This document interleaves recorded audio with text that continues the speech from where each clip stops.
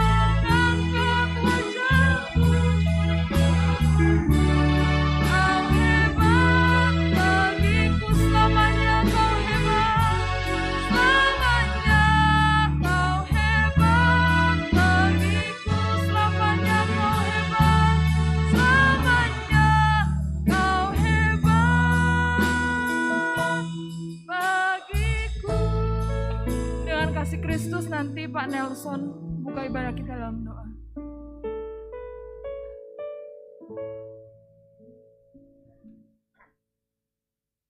Jemaat yang dikasihi Tuhan, mari kita bersatu di dalam doa. Segala puji, hormat, kemuliaan kami naikkan ke hadirat-Mu, ya Tuhan. Jikalau di sore hari ini kami boleh ada di rumah Tuhan untuk datang beribadah dan bersekutu dengan Engkau, ya Tuhan. Kami diberi kerinduan, kami rindu Tuhan untuk memuji-muji, memuliakan Engkau.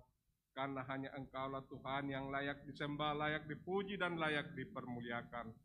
Tuhan, urapi kami semua yang hadir pada sore hari ini, yang ada di gereja maupun yang ada di rumah Tuhan. Engkau urapi kami semua, agar kami boleh layak datang di hadapan Engkau, dan kami boleh benar-benar ikhlas dan tulus untuk menyembah, memuji, memuliakan nama-Mu.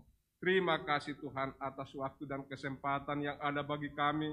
Biarlah Tuhan waktu-waktu yang ada ini boleh kami pergunakan untuk datang berserah ke dalam tangan kasih-Mu. Karena kami tahu Tuhan, hanya Engkaulah kekuatan, penghiburan, dan pengharapan bagi kami. Dan kasih setia-Mu selalu ada bagi kami.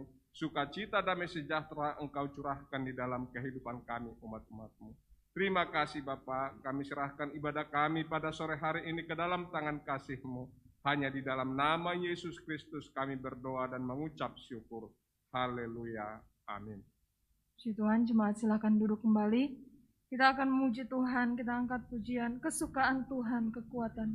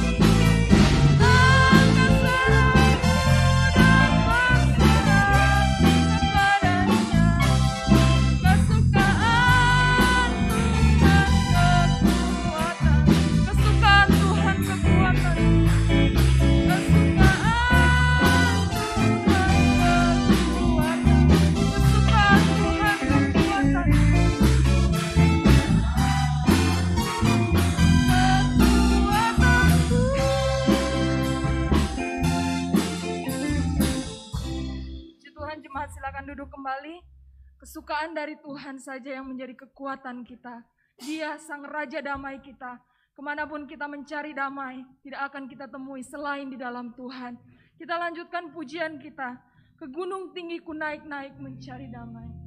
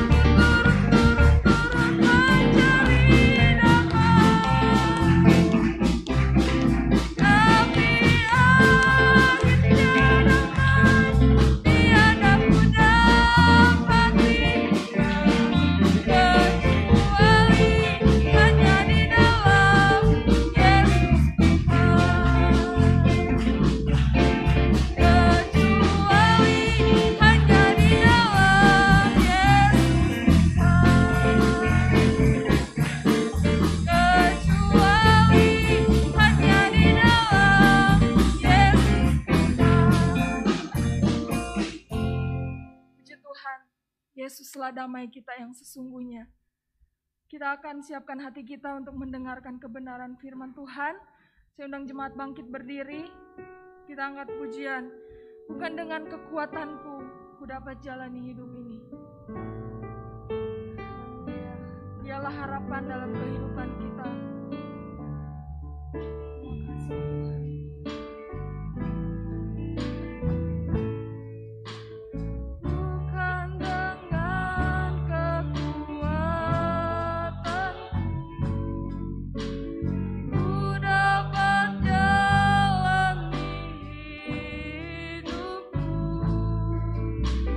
Tanpa Tuhan yang di sampingku,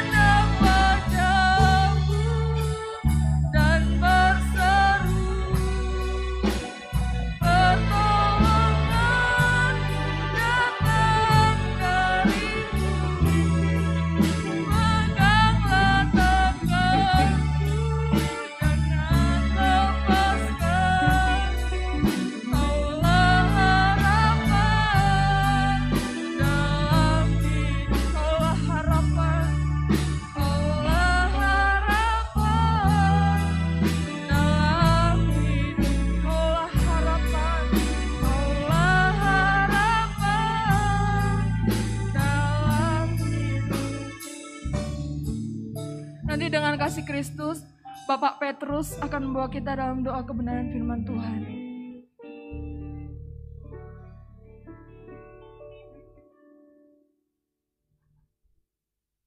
Saudara yang kekasih, mari kita satu di dalam doa. Segala puji, hormat hanya bagi Engkau ya Bapa di dalam surga, di dalam nama Tuhan Yesus. Sebentar kami kembali akan mendengar kebenaran firman-Mu Tuhan. Urapi hamba-Mu yang sedang akan memberitakan firman-Mu. Biarlah kebenaran firman Allah dibukakan. Kami mendapat pencerahan yang baru. Karena Engkaulah yang sumber damai sejahtera kami. Di tengah dunia yang makin hari makin jahat. Makin hari makin gelap. Di tengah dunia yang di tengah oleh balas sampar. Namun kami memiliki Engkau, Raja damai kami. Biarlah kami juga mulai menjadi pembawa damai. Terima kasih Bapa. Kami siap mendengar kebenaran firman-Mu pada sore hari ini. Dalam nama Tuhan Yesus, kami alaskan doa ini. Haleluya. Amin. Jemaat silakan duduk. Pekerjaan selanjutnya saya serahkan kepada Pendeta Yonatan Aprianto.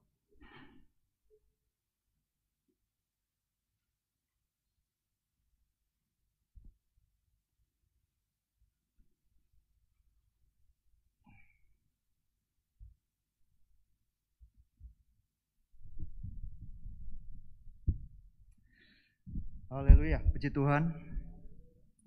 Bersyukur kepada Tuhan pada kesempatan sore hari ini kita boleh ada bersama-sama menikmati hadirat Tuhan di dalam pujian dan penyembahan. Terlebih kita juga rindu untuk menerima kebenaran firman Tuhan yang Daud gambarkan bahwa janji Tuhan, firman Tuhan itu lebih berharga daripada emas yang murni, lebih berharga daripada apapun juga di dalam dunia ini.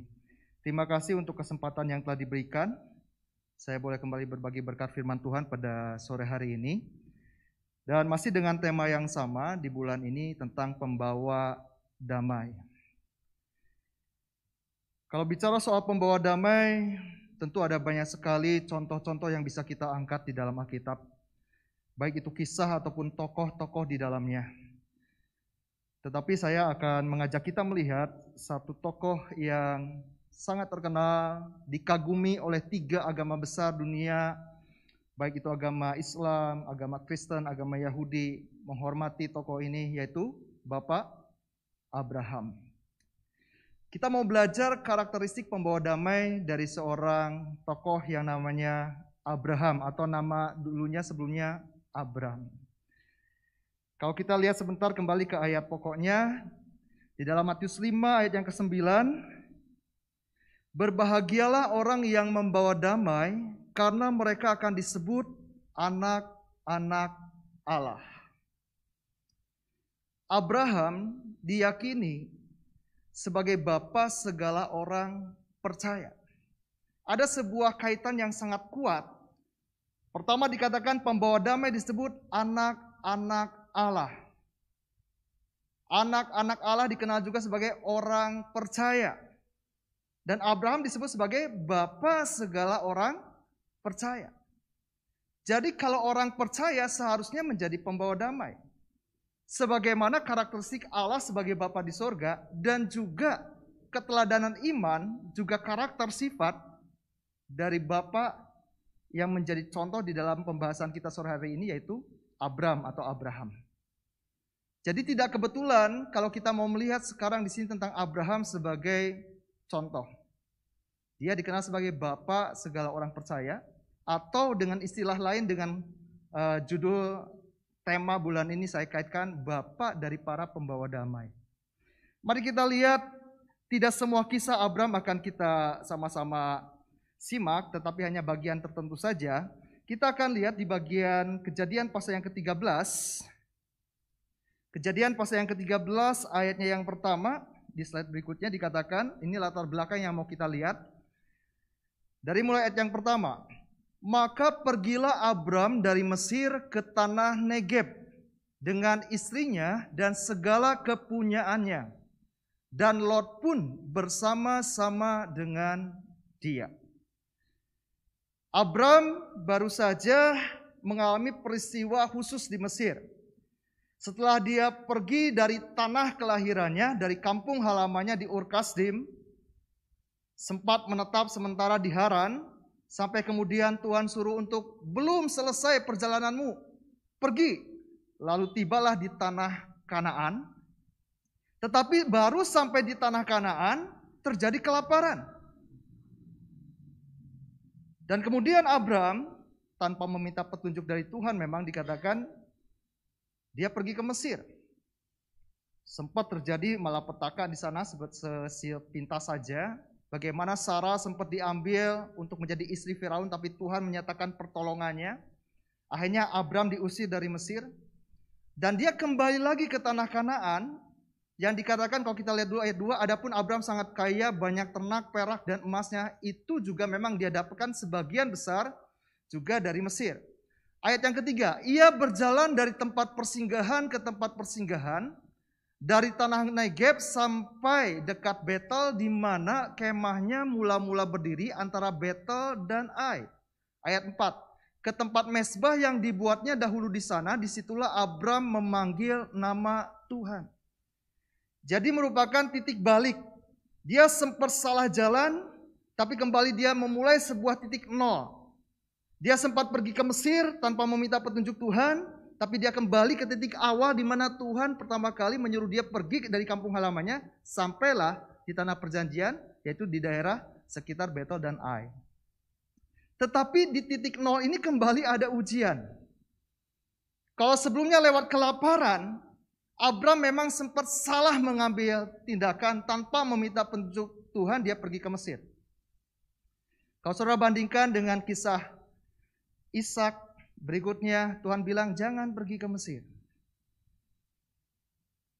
Abram memang tidak dikasih tahu. Tuhan luaskan, kadang-kadang Tuhan izinkan sesuatu terjadi menjadi sebuah pelajaran mahal. Tuhan izinkan sesuatu terjadi untuk kita belajar dari pengalaman itu. Bahkan dari pengalaman itu buat pelajaran, peringatan buat orang lain juga selain buat kita sendiri. Nah sekarang Abram kembali ke titik nol. Kembali ke titik awal. Dan di titik nol ini kembali dia menghadapi ujian.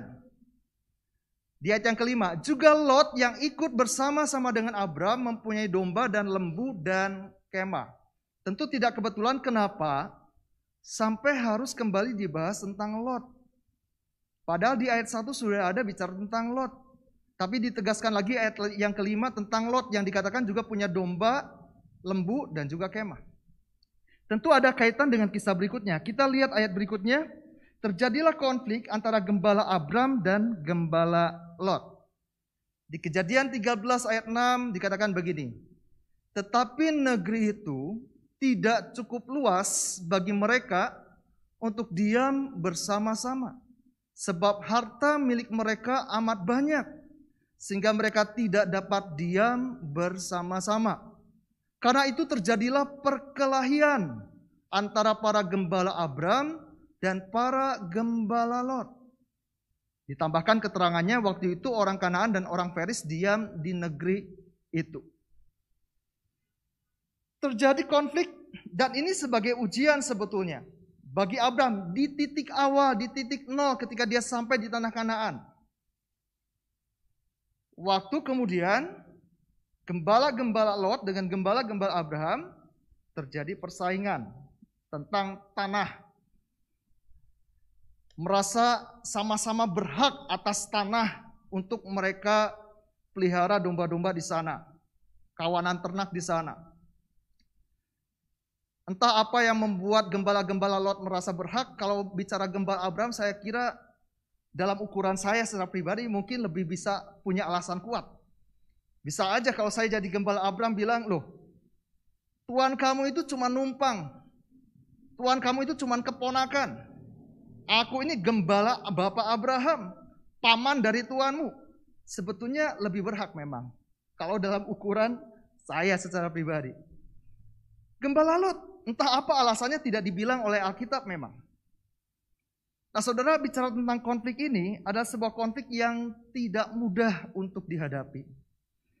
Sebuah kondisi yang bisa merusak hubungan yang setelah sekian lama terjalin antara Abraham dan Lot. Sehingga berikutnya kita lihat, maka Abram mengambil inisiatif. Di ayat yang ke-8, maka berkatalah Abram kepada Lot, janganlah kiranya ada perkelahian antara aku dan engkau, dan antara para gembalaku dan para gembalamu, sebab kita ini kerabat. Buat Abram, sebuah hubungan itu penting dan tidak bisa diabaikan. Persaingan dan konflik bisa merusak hubungan, baik di dalam keluarga, di dalam jemaat, di dalam pekerjaan. Bisa merusak hubungan. Ada roh persaingan di sana. Tetapi lihat apa yang disikapi oleh Abram berikutnya, ayat 9. Bukankah seluruh negeri ini terbuka untuk engkau? Baiklah, pisahkan dirimu daripadaku. Jika engkau ke kiri, maka aku ke kanan. Jika engkau ke kanan, maka aku ke kiri. Dan luar biasanya adalah kita melihat karakteristik yang pertama dari Abram, atau Abram di sini ada yang pertama, dia mampu melepaskan hak. Inilah karakteristik dari seorang pembawa damai. Dari seorang bapak orang percaya yang namanya Abraham. Saudara, untuk melepaskan hak bagi seorang Abraham itu membutuhkan kerendahan hati. Orang yang angkuh nggak mungkin bisa melepaskan hak. Orang yang sombong dan merasa dirinya paling layak, paling berhak, mana mungkin bisa melepaskan hak. Tetapi Abraham, seorang yang rendah hati, mampu melepaskan hak. Dan kembali lagi, Abraham punya alasan yang kuat sebetulnya untuk dia mempertahankan daerah itu dan mengusir Lot. Karena Lot itu cuma penumpang yang ngekor, pengikut dari Abraham, ngikut-ngikut aja. Abraham lah pemimpinnya, leadernya, tetapi Abraham mampu melepaskan. Abraham ini bukan orang biasa. Dikatakan dia berasal dari Ur Kasdim. Saudara, dari beberapa penelitian arkeologi dikatakan kota Ur Kasdim itu bukan di zaman Abraham, itu bukan kota biasa. Itu kota yang sangat maju karena itu tempat terjadinya transaksi ekonomi kelas internasional antara Asia Selatan dengan Asia Barat Daya. Itu sering terjadi di Ur Kasdim. Jadi kota yang sangat maju pada zamannya. Dan biasanya dikatakan dalam penemuan arkeologi, rumah-rumah di sana umumnya adalah rumah tingkat 2. Yang luasnya paling tidak antara sekitar 12 kali 16 meter. Tingkat 2 lagi. Dan rata-rata punya puluhan kamar. Dan dimungkinkan Abraham juga latar belakangnya bukan orang biasa, orang yang cukup berada. Tidak mudah orang kaya bisa rendah hati. Kalau orang yang kurang kaya atau miskin, rendah diri, ya banyak. Itu juga tidak baik. Tapi lebih berbahaya dan sama berbahaya, mungkin lebih tepatnya bukan lebih berbahaya, sama berbahayanya ketika ada orang kaya yang tinggi hati. Orang miskin rendah diri enggak bagus. Tapi orang kaya tinggi hati juga berbahaya dan enggak bagus. Tapi Abraham, dia sudah bertambah kaya. Lebih daripada saat dia keluar dari Ur Kasdim. Sangat kaya. Dan kekayaan pada saat itu juga diukur dari banyaknya kawanan ternak. Juga banyaknya hamba-hamba. Kalau saudara perhatikan nanti bagian berikutnya. Paling tidak. Abram punya hamba laki-laki. Itu baru yang lahir di tempatnya dia. Itu 318. Diperkirakan dia punya hamba paling tidak 1.000 orang. Itu pasti orang kaya. Bukan orang biasa. Tetapi sekalipun dalam kekayaannya, Abraham tahu merendahkan hatinya. Dia mampu melepaskan haknya. Ini ada keteladanan yang luar biasa. Klik lagi berikutnya, di mana pada zaman sekarang, pada masa kini saudara, roh persaingan, egoisme, mementingkan diri sendiri, merasa diri yang paling, itu adalah sesuatu yang banyak merusak di dalam kehidupan gereja Tuhan. Dalam kehidupan rumah tangga orang-orang percaya. Pingin menang sendiri, enggak mau ngalah. merusak kedamaian, bukan jadi pembawa damai. Beda dengan Abraham, mau mengalah. Ini adalah keteladanan yang juga bisa kita lihat dari Yesus Kristus. Klik lagi berikutnya. Bagaimana Filipi pasal 2 ayat 5-8 bilang begini, hendaklah kamu dalam hidupmu bersama menaruh pikiran dan perasaan yang terdapat juga dalam Kristus Yesus. Kenapa Rasul Paulus sampai harus mengawali bagian suratan Filipi, khususnya di pasal yang kedua, ketika dia mulai masuk di dalam persoalan-persoalan yang memang terjadi di jemaat, itu dimulai pasal kedua banyak dikupas. Dia awali dengan coba ingat-ingat, coba lihat, coba perhatikan, coba renungkan bagaimana Yesus Kristus, perasaannya, pikirannya, dan apakah itu ada juga dalam diri kita? Pikiran dan perasaan seperti apa? Yang walaupun dalam rupa Allah, tidak menganggap kesetaraan dengan Allah itu sebagai milik yang harus dipertahankan. Melepaskan hak untuk menjadi pendamai. Untuk bisa menyatukan yang tadinya tercerai karena dosa antara Allah dengan manusia. Tetapi Yesus mau mengosongkan dirinya, melepaskan haknya. Sebetulnya dia harusnya menghakimi manusia, tapi dia justru yang menanggung dosa manusia. Dan pada akhirnya dikatakan bukan hanya dia telah mengosongkan dirinya, bahkan telah merendahkan dirinya taat sampai mati di kayu salib. Dia sang hidup, tapi dia lepaskan kehidupannya buat diberikan kepada saya dan saudara. Menjadi jalan pendamaian. Itu sebabnya karakteristik Abraham. Kenapa disebut bapak segala orang percaya? Karena di dalam diri Abraham ada karakter juga Yesus. Mampu melepaskan hak.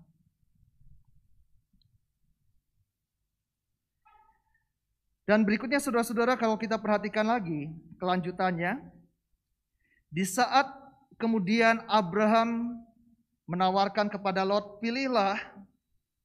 Lot dengan pandangannya secara jasmani, dia melihat memang dataran lembah Yordan, yaitu daerah Sodom Gomora, itu daerah yang terlihat dari jauh itu memang seperti taman Tuhan dikatakan.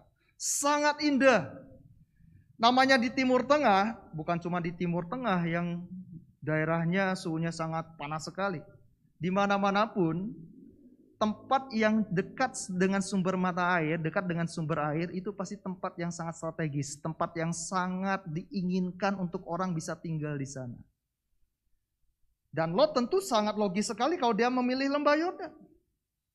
Dia memilih bagian yang menurutnya terbaik dan menyisakan yang seolah-olah kurang baik untuk pamannya.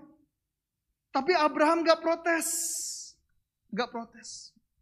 Kadang-kadang ada orang sudah mengalah, tapi ketika sudah mengalah dan si rekannya atau mungkin lawannya mengambil pilihan tertentu, dia protes lagi. Tapi Abraham enggak. Kenapa? Karena yang kedua, seorang pembawa damai, dia hidup dalam tujuan ilahi. Dia enggak iri, dia enggak takut. Ketika orang mungkin menyikut dia, ketika orang mungkin mengambil haknya dia tetap yakin bahwa dia ada di dalam tangannya Tuhan. Dia tetap yakin bahwa Tuhan tetap punya rancangan dalam hidupnya. Dia melampaui apa yang bisa diperbuat oleh manusia. Sekali lagi, kalau bicara soal hak, Abraham berhak. Pertama dia pamannya, yang kedua dia sudah dijanjikan oleh Tuhan bahwa tanah itu akan jadi miliknya. Tapi dia melepaskan hak untuk menjadi perdamaian, supaya terjadi perdamaian. Tetapi sekalipun demikian dia tetap yakin akan tujuan Allah yang gak mungkin keliru. Akan janji Tuhan yang gak mungkin ingkar. Sehingga sekalipun Lot seolah-olah mengambil bagian yang terbaik secara ukuran manusia. Dan Abraham seolah-olah mengambil bagian yang sepertinya lebih buruk. Tetapi Abraham tetap percaya bahwa di dalam Tuhan, bahkan padang gersang pun bisa menjadi taman Tuhan. Saudara, kenapa banyak konflik terjadi? Karena kita memang pertama nggak mau melepaskan hak, nggak mau mengalah. Yang kedua, kita seringkali iri. Kita seringkali mudah tersinggung ketika hak kita diambil. Ketika kita merasa mendapat bagian yang lebih buruk dibandingkan orang lain. Seperti suratan Yakobus bilang. Di mana ada iri hati dan mementingkan diri sendiri, di situ terjadi kekacauan dan perselisihan. Abraham tidak mementingkan dirinya sendiri. Dia nggak punya ambisi pribadi. Dia cuman hidup ikutin saja maunya Tuhan. Dia cuman hidup ikuti saja jalannya Tuhan, rencananya Tuhan yang nggak mungkin salah, nggak mungkin keliru.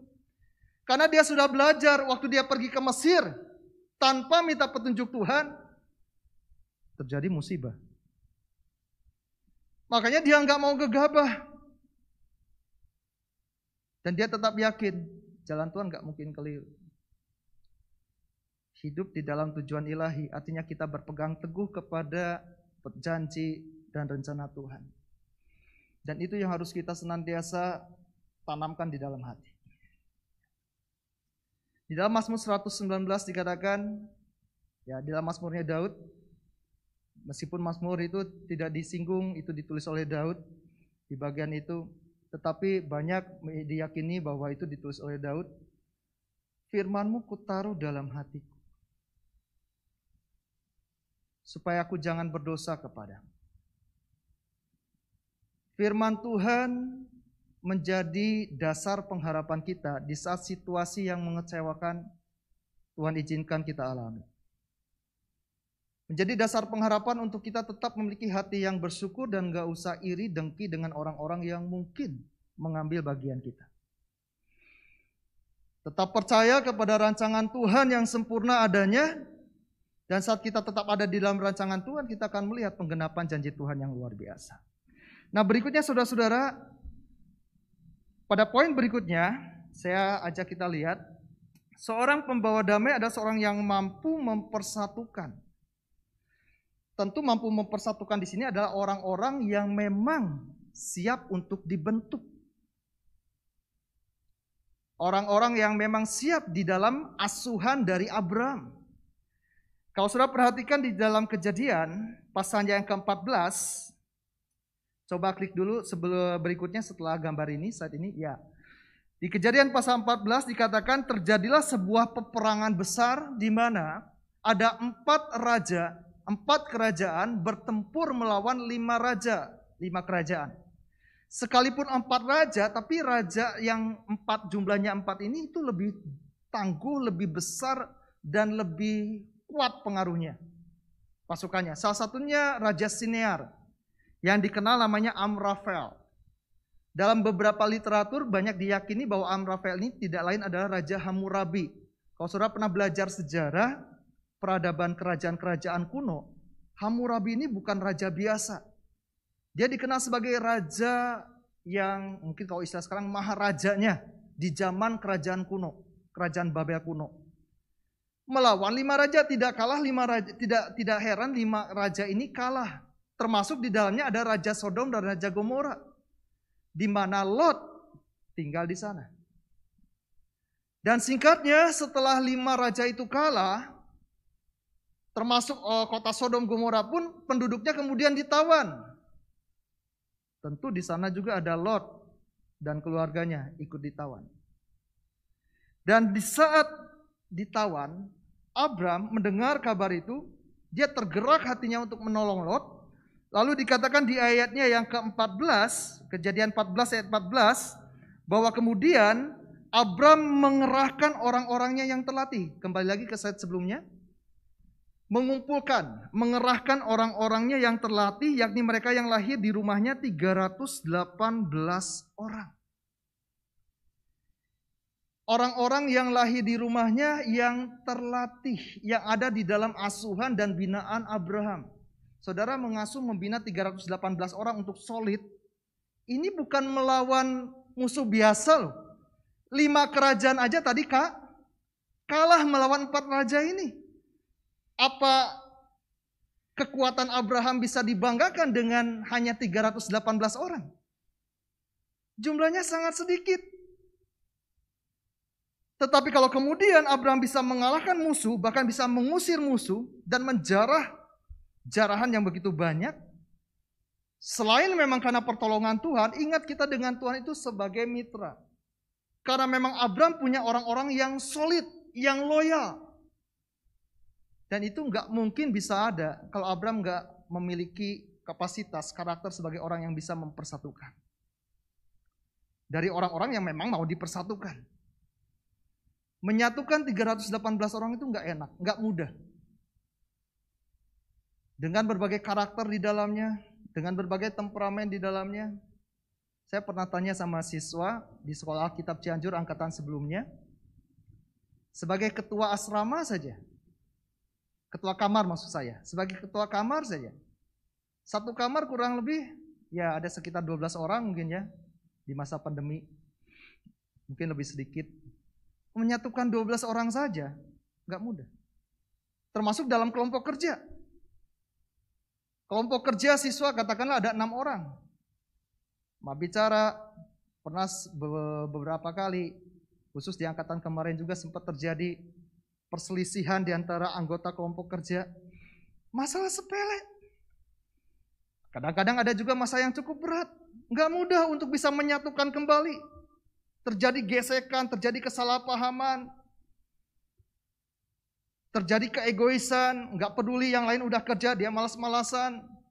Bagaimana supaya bisa solid? Nggak mudah, tapi Abraham sanggup membentuk sebuah pasukan yang solid. Kenapa? Dia menjadi mediator pastinya. Dia menjadi pendamai tentunya. Bukan berarti 318 itu selalu aku rukun, nggak mungkin, pasti pernah bertengkar, pasti pernah berantem. Pasti pernah terjadi kesalahpahaman. Tapi Abraham bisa menjadi mediator. Mampu mempersatukan, mampu memperdamaikan. Dan dengan 318 orang yang solid, yang rukun, yang bersatu dengan peran Abraham sebagai mediator di sana tentunya. Terjadilah sebuah hal yang luar biasa. Saudara, di dalam kesatuan, di dalam kerukunan ada berkat Tuhan dilimpahkan. Amin.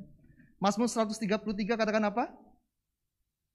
Sungguh alangkah baik dan indahnya apabila saudara bersaudara hidup bersama dalam rukun. Bukan cuma Tuhan memberikan berkat, Tuhan mencurahkan, melimpahkan berkatnya. Jadi kalau kita ingin diberkati, hiduplah rukun. Dan jadilah orang yang merukunkan. Bukan orang yang memecah belah. Tapi orang yang memperdamaikan. Dan di saat ada kedamaian, ada kerukunan, ada hal yang luar biasa Tuhan bisa kerjakan di dalam dan lewat hidup kita. Dan berikutnya saudara kita lihat di bagian yang terakhir. Langsung masuk poin yang keempat. Abraham punya karakter yang luar biasa, berikutnya adalah hidup dalam belas kasihan dan kemurahan hati. Setelah Abraham menolong Lot, untuk menolong Lot aja itu sesuatu yang luar biasa. Jangankan paman dengan keponakan, bapak dengan anak aja bisa saling nuntut. Beberapa berita pernah tersiar, bapak nuntut anak, anak nuntut bapak, ibu nuntut anak, anak nuntut ibu. Oh, bisa terjadi. Nggak ada kedamaian. Lot, kalau mau dikata, Lot mengambil bagian yang terbaik seolah-olah dengan memberikan bagian yang buruk buat Abraham, tapi Abraham sekali lagi dia hidup di dalam tujuan ilahi. Abraham juga nggak tahu kalau tempat yang dipilih Lot itu pada akhirnya mendatangkan malapetaka. Abraham juga belum tahu. Tetapi kalaupun kemudian Abraham melihat Lot dalam keadaan celaka, nggak nyukurin, syukur lo. Siapa suruh berantem sama gua? Siapa suruh mau berurusan sama gua? Rasain ya. Kan orang zaman sekarang gitu. Nyukurin orang yang bermasalah dengan kita waktu dia menghadapi malapetaka. Abraham enggak. Waktu dia tahu Lot mengalami malapetaka, waktu dia ditawan oleh musuh, muncul belas kasihannya. Bahkan setelah Lot ditolong, Abraham menawarkan diri lagi. Ayolah kamu tinggal kembali bersama-sama dengan aku. Karena Abraham tadi punya karakter pemersatu. Dia sebenarnya tidak menghendaki perpecahan. Tetapi karena begitu tajamnya tadi perpecahan itu, persaingan yang bisa membahayakan hubungan Abraham dengan Lot, Abraham sampai terpaksa harus mengambil pilihan, ya udah Lot, kamu terserah mau kemana, daripada rusak hubungan kita.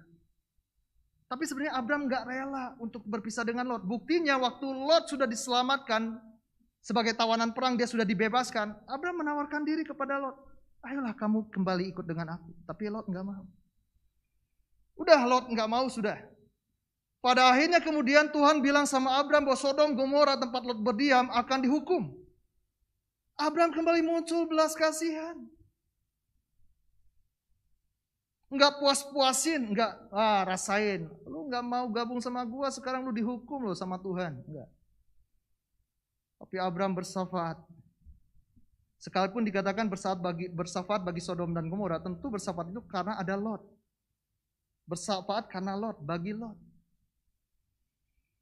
Inilah karakteristik seorang pendamai. Jadi saudara-saudara, kalau kita melihat dari bagian tokoh Abraham ini, pertama, milikilah kerendahan hati untuk kita mampu melepaskan hak.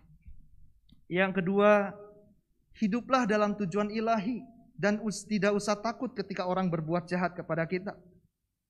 Yang ketiga, jadilah orang yang mempersatukan, menjadi mediator, menjadi pendamai, bukan pemecah belah.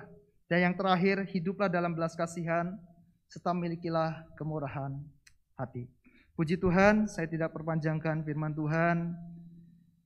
Kita akan angkat dulu sebuah pujian sebelum saya kembalikan nanti kepada Bapak Onesimus. Haleluya. Kita angkat dulu sebuah pujian, damainya bagiku, damainya bagimu. Damainya bagiku, damainya Tuhan bagimu,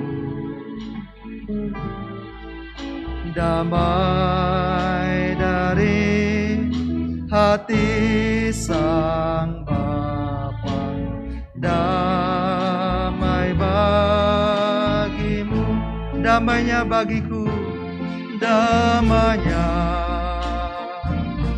bagiku, damainya Tuhan bagimu, damai dari hati Sang Bapa, damai bagimu. Saudara, bagi Abraham, melepaskan hak itu bukan hanya dalam peristiwa ketika dia berhadapan dengan Lot, tetapi di saat dia masih di Ur Kasdim.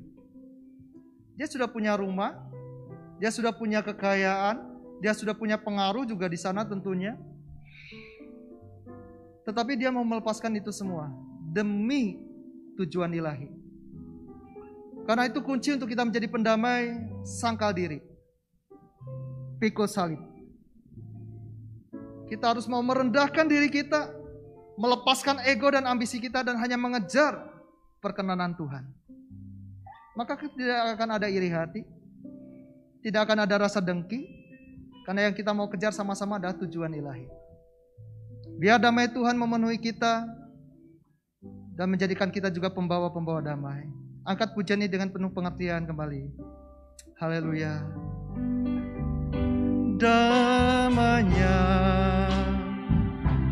bagiku, damainya Tuhan bagimu, damai dari hati Sang Bapa, damai bagimu, kasihnya, oh kasihnya bagimu, kasihnya Tuhan bagimu, kasih dari hati Sang Bapa,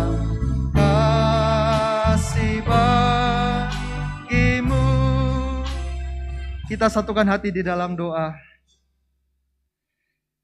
Sore hari ini kembali kami menerima firman-Mu dengan hati yang terbuka, dengan hati yang rela untuk diproses, untuk dibentuk, menjadi hati yang penuh dengan belas kasihan.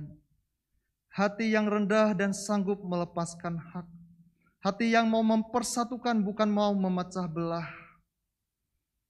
Dan biarlah hati Kristus, pikiran Kristus, perasaan Kristus ada juga di dalam hidup kami. Sehingga kami tidak mementingkan diri kami sendiri, tetapi menganggap yang lain lebih utama daripada diri kami. Dan di dalamnya kedamaian bisa terjadi. Kerukunan bisa terjadi. Dan di dalam kerukunan kami percaya berkat Tuhan dicurahkan. Kami yakin Engkau rindu Tuhan membawa umat-Mu, jemaat-Mu dimanapun berada. Baik itu setiap rumah tangga demi rumah tangga. Bahkan setiap jemaat yang ada Tuhan. Dan menyaksikan dan ikut serta dalam ibadah saat ini Tuhan. Engkau rindu untuk membawa mereka mengalami terobosan-terobosan baru di dalam Engkau. Mengalami mujizat-mujizat baru di dalam Tuhan. Mengalami pengalaman-pengalaman baru bersama dengan Tuhan. Tetapi kuncinya kembali Tuhan ingatkan. Untuk kami hidup di dalam kerukunan. Ampuni kami, seringkali kami tidak menjadi pembawa damai. Entahkah lewat perkataan-perkataan yang kami keluarkan. Entahkah lewat sikap, lewat apa yang kami perbuat. Baik disadari atau tidak disadari. Bukannya mempersatukan. Bukannya membawa damai. Tetapi justru memecah belah. Dan membuat suasana menjadi panas. Tetapi Tuhan mampukan kami oleh kuasa Roh Kudus-Mu. Roh Kudus-Mu lah yang terus memimpin dan memegang hidup kami. Sehingga buah roh lah yang dihasilkan. Yaitu damai sejahtera. Menjadi bagian dalam hidup kami. Dan kami boleh juga nyatakan kepada orang-orang sekitar kami. Meteraikan firman-Mu ya Roh Kudus dalam hidup setiap kami. Dan kami bersyukur berdoa di dalam nama Tuhan Yesus Kristus. Haleluya. Amin. Saya kembalikan kepada Bapak Onesimus sebagai Bapak Wakil Gembala.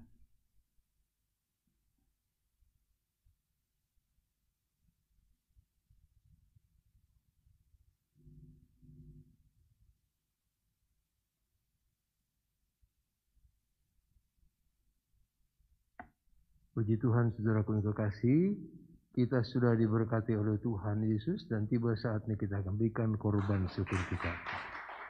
Persembahan jangankan satu kali kita nyanyikan pujian damai yang Dia berikan sangat besar.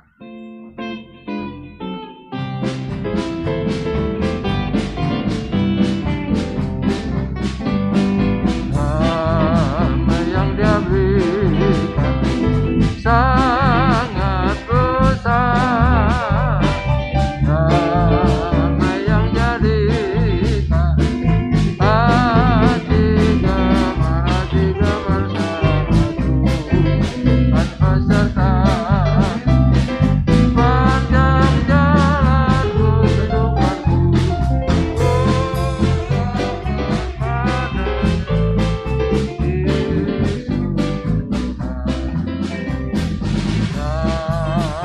yang Dia berikan sangat besar. Damai yang jadikan hati gemar bersamaku dan beserta panjang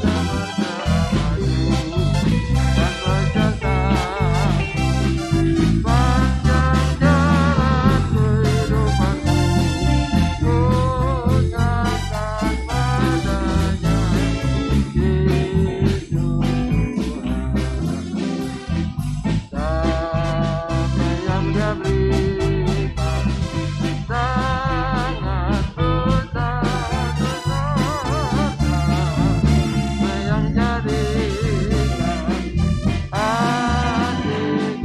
panjang jalan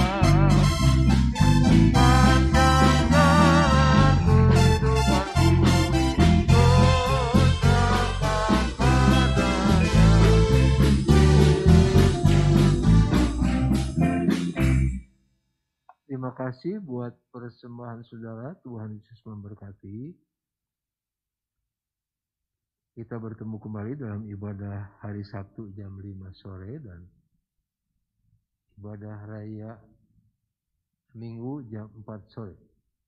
Sementara ini belum langsung, tapi kita ikuti baik di tempat ini, baik di rumah, ibadah-ibadah dan nikmati berkat-berkat Tuhan.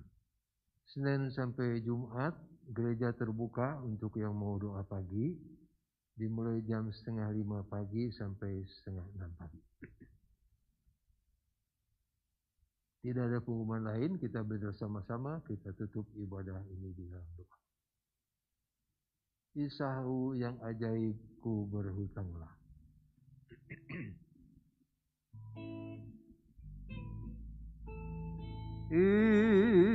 Kisahku yang ajaib,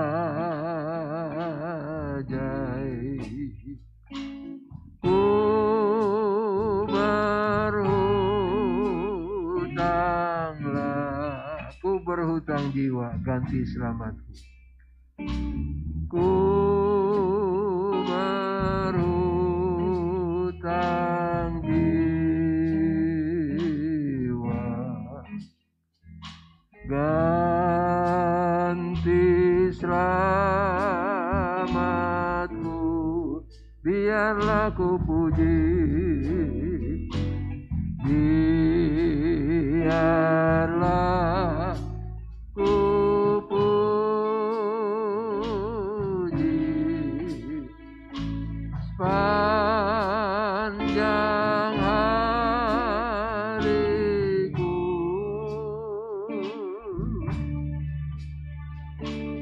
Puji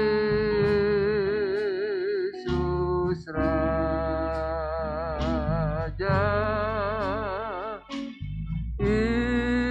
Imam yang kudus. Kisahku yang ajaib, kisahku yang ajaib, ku berhutanglah,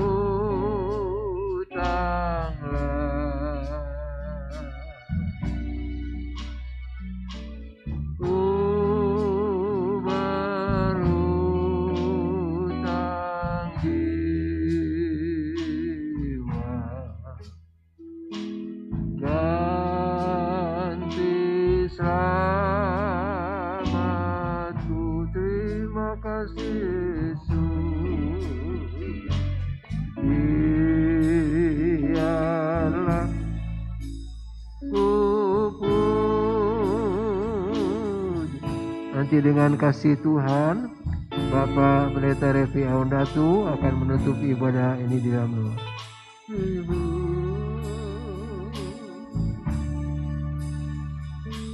Puji Yesus Raja,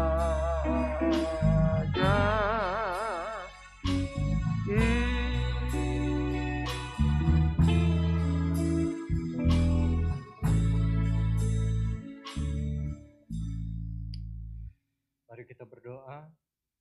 Tuhan, kembali kami datang ke hadapan-Mu, mengucapkan syukur untuk ibadah yang sudah Kau pimpin dari awal sampai akhir.